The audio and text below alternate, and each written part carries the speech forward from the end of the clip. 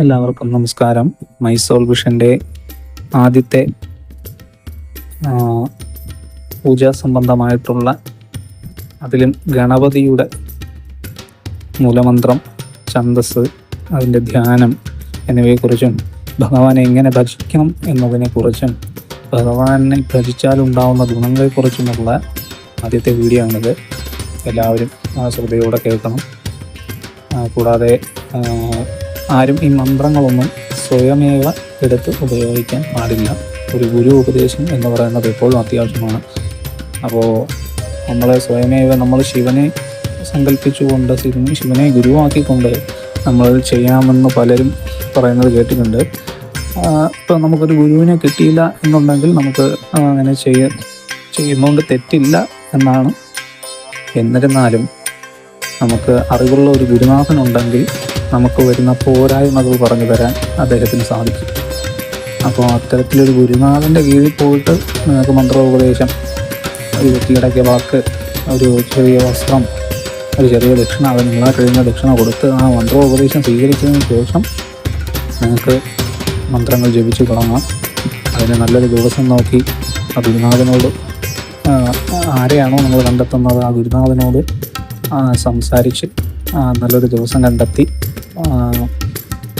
ദീക്ഷ വാങ്ങിക്കുന്നതായിരിക്കും നല്ലത്.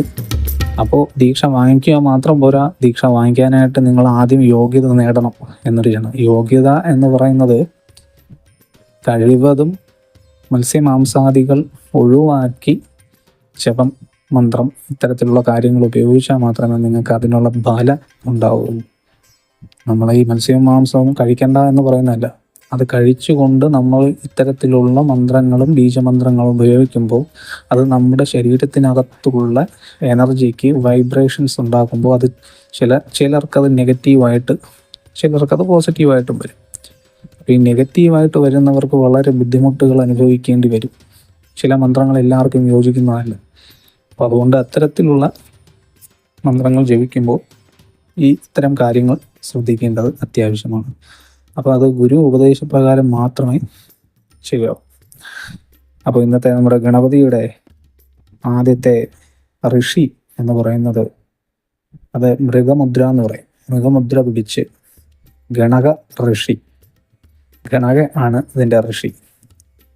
നിജ്ർ ഗായത്രി ഛന്ദസ് എന്ന് പറയുന്നത് നിജ്ർ, അതൊരു മീറ്ററാണ്. നിജ്ർ ഗായത്രി ഛന്ദ എന്ന് പറയുന്നത്. ബീജ ഗണപതിർ ദേവത, എന്താണ് ദേവത എന്നുള്ളതാണ് പറയുന്നത്. ബീജ ഗണപതിർ ദേവത. അതിൻ്റെ ധ്യാനം പറയാം.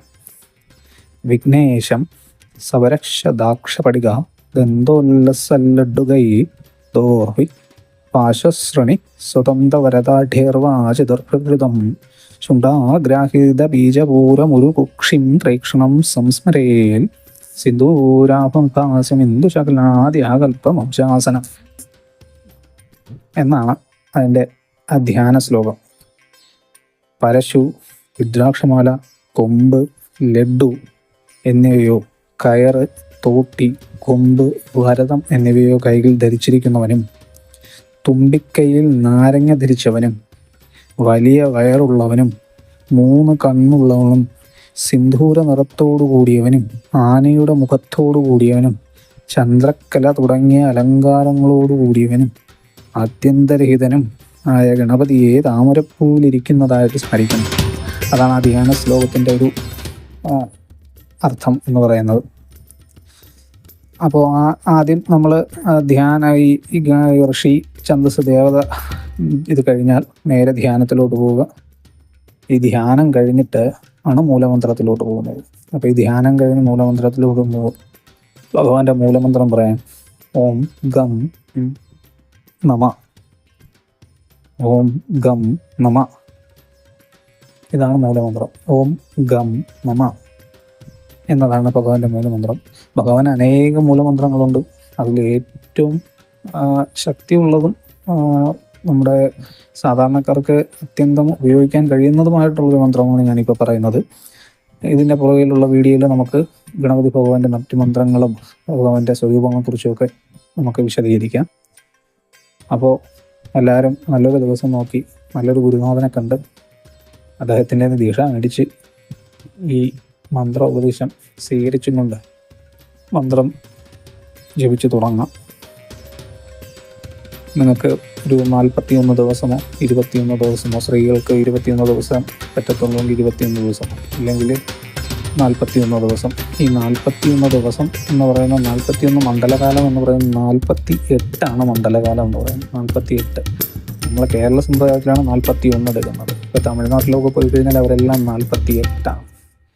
ഈ 48 എന്നുള്ള സങ്കല്പം അവർ ഉദ്ദേശിക്കുന്നത് 27 നക്ഷത്രം, 12 രാശികൾ, 9 ഗ്രഹങ്ങൾ എന്നിവ കൂട്ടിയാണ് 47 അവർ കണക്കാക്കുന്നത്. അപ്പോൾ അത്തരത്തിലുള്ള 48 ദിവസം പ്രഭാതത്തിൽ ഒരു 3 മണി 3:30 മണിക്ക് എണീറ്റ് കുളിച്ച് ശുദ്ധിയായിട്ട് ഒരു നിലവിളക്ക് കത്തിച്ച് വെച്ച് ഭഗവാന്റെ പടത്തിന് മുമ്പിൽ, വിഗ്രഹം വേണമെന്നില്ല, പടത്തിന് മുന്നിൽ ഒരു വിളക്ക് കത്തിച്ച് വെച്ച് കിഴക്കോട്ടോ വടക്കോട്ടോ പടിഞ്ഞാറോട്ടോ തിരിഞ്ഞിരുന്ന് നിത്യേന 108 രൂപ മന്ത്രം ജപിക്കാമെന്നുണ്ടെങ്കിൽ നിങ്ങളുടെ എന്ത് ആഗ്രഹം ഉണ്ടെങ്കിലും, നടക്കാതെ പോകുന്ന ഏത് ആഗ്രഹം ഉണ്ടെങ്കിലും ഭഗവാൻ ക്ഷിപ്രവേഗത്തിൽ നടത്തിത്തരും. അതാണ് ഗണപതി ഭഗവാൻ ധനത്തിൻ്റെ അധിപനാണ്. ധനം കൊണ്ട് കൈ തരും. അത്ര പവർഫുള്ളാണ് ഭഗവാൻ. അപ്പോൾ ഈ പക്ഷേ അതാണ് ഞാൻ ആദ്യമേ പറഞ്ഞത്, നിങ്ങൾ മത്സ്യമാംസാദികൾ പാടെ ഉപേക്ഷിക്കാൻ കഴിയുമെങ്കിൽ പാടെ ഉപേക്ഷിക്കുക. ഉപേക്ഷിച്ചതിന് ശേഷം നിങ്ങൾ ഈ 48 നാൾ പ്രഭാതത്തിൽ നമ്മുടെ എന്താ പറയുക 3 മണി 3:30 മണി എന്ന് പറയുന്ന പ്രഭാതത്തിൻ്റെ ഏറ്റവും നല്ലൊരു മുഹൂർത്ത സമയമാണ്. ആ ബ്രാഹ്മ മുഹൂർത്തത്തിൽ എണീറ്റ് മന്ത്രങ്ങൾ ജപിക്കുക എന്ന് പറയുന്നത് അതീവ ശ്രേഷ്ഠമാണ്. പ്രകൃതിയിലുള്ള ഊർജം ഭൂമിയിലോട്ട് പതിക്കുന്ന ആ നിമിഷം നമ്മുടെ ആ സമയം ശുദ്ധിയോടെ നിഷ്ഠയോടെ ഇരുന്ന മന്ത്രം ജപിച്ചാൽ ആ മന്ത്രത്തിൻ്റെ ധ്വനി നമ്മുടെ ശരീരത്തിൽ മൊത്തം ലയിക്കുകയും നമ്മുടെ ആത്മാവിൽ ലയിക്കുകയും നമ്മുടെ മാനസികമായും ശാരീരികമായിട്ടുള്ള ബുദ്ധിമുട്ടുകളെല്ലാം മാറി ഊർജ്ജസ്വലനായി മറ്റുള്ളവരാൽ ആകർഷിക്കപ്പെടുന്ന രീതിയിൽ നമുക്ക് മാറാൻ സാധിക്കും. അത് പോകെ പോകെ നിങ്ങൾക്ക് തന്നെ ഒരു 48 ദിവസം എടുത്ത് കഴിയുമ്പോൾ നിങ്ങൾക്ക് തന്നെ നിങ്ങളുടെ ചേഞ്ചസ് മനസ്സിലാവും. പൊതുവേ ബ്രഹ്മമുഹൂർത്തത്തിൽ എണീക്കുമ്പോൾ അതിനൊരു പവറുണ്ട്. ആ ഒരു പവർ നമ്മുടെ തലച്ചോറിനും ശരീരത്തിനും മനസ്സിനും ഉണ്ടാവും. അതിൻ്റെ കൂടെ മന്ത്രജപം കൂടെ ആകുമ്പോൾ ആ ഒരു ശക്തി കൂടെ നമ്മളിലേക്ക്, ആകർഷണ ശക്തി കൂടെ എത്തും. അപ്പോൾ കൂടുതൽ ഞാൻ ദീർഘിപ്പിക്കുന്നില്ല. നിങ്ങൾ എല്ലാവരും വീഡിയോ കണ്ട് ഇഷ്ടപ്പെട്ട സബ്സ്ക്രൈബ് ചെയ്യുക, ബെല്ലൈക്കൻ ക്ലിക്ക് ചെയ്യുക, ലൈക്ക് ചെയ്യുക, ഷെയർ ചെയ്യുക.